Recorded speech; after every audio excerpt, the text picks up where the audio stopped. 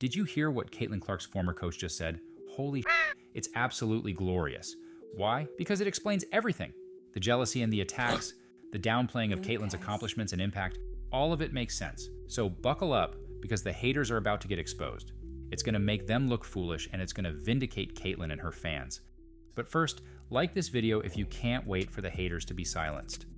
Okay, so before we get into the interview that hilariously exposed the haters, let's take a step back and understand the absurd reactions to Caitlyn Clark. Caitlyn Clark is a generational talent. Her numbers are mind-blowing. Her skill set is dynamic. Her basketball IQ is off the charts. Every league she plays in, she dominates. And you don't need to be a basketball expert to understand this. Among several accomplishments in her first season, she set the WNBA single-season assists record, the record for points by a guard in a single season, and the rookie points record. She was a first-team All-Star, won Rookie of the Year, and finished 4th in MVP voting. She got better as the season progressed, putting up MVP-caliber numbers after the Olympic break. Really, you'd have to have Stevie Wonder vision to not see what's obvious. Caitlyn Clark is a generational talent, but wait, there's more. She took the league's popularity to a new level. Her games drew 200% more viewers than those without her. Fever games accounted for 45% of TV viewership. She drew north of 2.5 million views in her second playoff game. Merch sales were up 600%. Need I go on? Okay, fine, haters. Hope you have room for dessert because I'm serving a plate full of humble pie. Caitlyn accounted for 26.5% of the WNBA's total economic activity, 1 out of 6 tickets purchased, and she was responsible for $36 million in revenue for the city of Indianapolis. And now she's among the top 10 earning female athletes in the world. Not because the WNBA is a goldmine. She only makes a $76,000 salary. It's all from major endorsements. And not your local spine injury center, but rather the likes of Nike, Gatorade, and State Farm. Like a good neighbor, Caitlyn Clark is there. And by there, I mean at the top of the WNBA. There's no debating it. And yet, we've got a bunch of bozos running around acting like she's not. It happened throughout her first season. They've downplayed her influence, arguing that the league's success isn't tied to just one player. It's true, basketball is a team sport, but let's not kid ourselves. Caitlyn is driving record ticket sales, skyrocketing merchandise revenue, and bringing new fans to the WNBA. And when it wasn't verbal, it was physical. For example, check out the cheap shot the China League's Good Temper of the Year award winner Kennedy Carter gave Caitlyn when she wasn't looking. I see you cheering that on, Angel Reese. But it's just basketball, right, Angel? No hate or jealousy there. So the big question is why? Why are players downplaying her impact? Why are they tearing her down? This brings us to Caitlyn's former coach, Jan Jensen, who recently shared her perspective on what makes Caitlyn so polarizing. In an appearance on the Maylander podcast, Jan dropped a bombshell about Caitlyn's leadership and dynamics with her teammates, and it explains a lot. According to Jensen, Caitlyn doesn't sugarcoat her expectations. So for Caitlyn, if you weren't really if she didn't think you were in the gym as much as you should be, then we're not gonna, at the beginning, we're not gonna pass you the ball, right? Because, my shot from 40 is gonna be more consistent than yours is from maybe 15, right? Now this shouldn't be a shock to anyone, not even her teammates. As a leader, you want to win, and you're always going to put your best foot forward. But here's where things get juicy. Shifted to the other person. They think they work hard. They're, maybe 100 shots after practice is what they've always done, and they get their feelings hurt.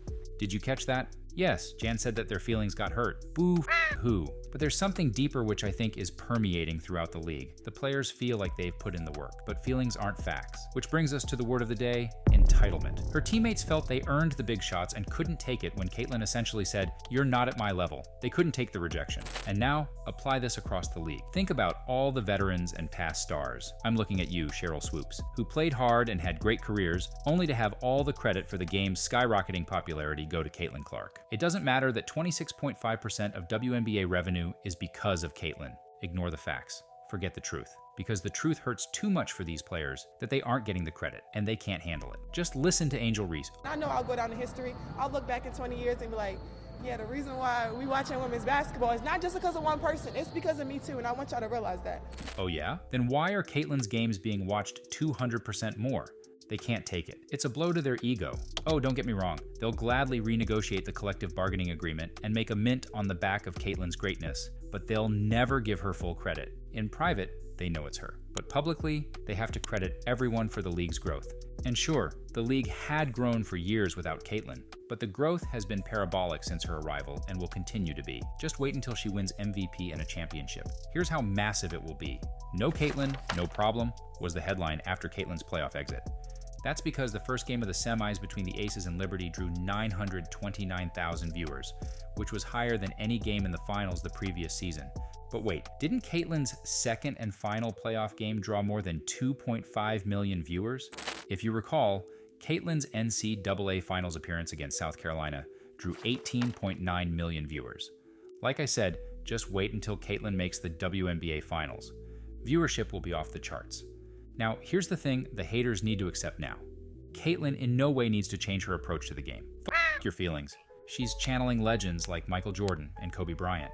These players were notorious for their sky-high expectations and no-nonsense attitudes. Jordan once punched a teammate during practice because he wasn't playing hard enough. Kobe's Mamba mentality demanded perfection, not just from himself, but from everyone around him. Caitlyn is cut from the same cloth. She's not interested in excuses or participation trophies. She's here to win, and she expects her teammates to share that mindset. This kind of intensity isn't for everyone. It can create friction, even resentment, but it's also what separates the good from the great.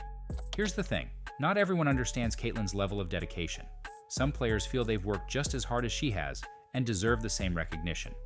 But the truth is, not all work is created equal. Caitlyn's preparation isn't just about hours in the gym, it's about maximizing every moment. Her basketball IQ, her ability to read defenses, her consistency under pressure, these are skills honed through relentless focus and discipline. For players who equate effort with entitlement, Caitlyn's success can feel unfair. But the reality is, Caitlyn's results speak for themselves. She's not just working hard, she's working smarter, and it shows. And it's not just players that can get caught in the Caitlyn crosshairs. I would bet 1,000,000 internet points that Christy Sides' firing was due to her coaching not being at Caitlyn's level. Sides' play calling often clashed with Caitlyn's on-court vision. There were moments where fans questioned whether the team's strategy was holding Caitlyn back. Enter Stephanie White, a coach known for her ability to work with star players. White's arrival signals a shift, one designed to align with Caitlyn's greatness. Was Sides' exit Caitlyn's fault? Not directly, but her presence demands excellence, and anything less simply won't cut it. For those who want to share the court with Caitlyn, the message is clear. You need to earn her trust. That means showing up early, staying late, and proving you're willing to put in the work. Caitlyn's intensity isn't about ego. It's about winning. If you can match her drive, you'll thrive. If not, you'll get left behind. For players across the league, Caitlyn's rise is a double-edged sword. On one hand, her success is elevating the game. On the other, it's forcing them to confront their own limitations.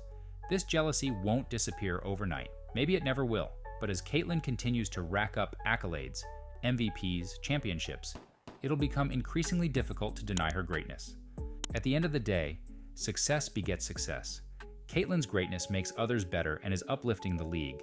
And it's inspiring the next crop of superstars who will understand that hard work, determination, and relentlessness are essential to success. Whether or not players will ever admit it, the WNBA needed Caitlyn to usher in the next phase of its growth. The league's growth and the growth of the women's game will be her legacy.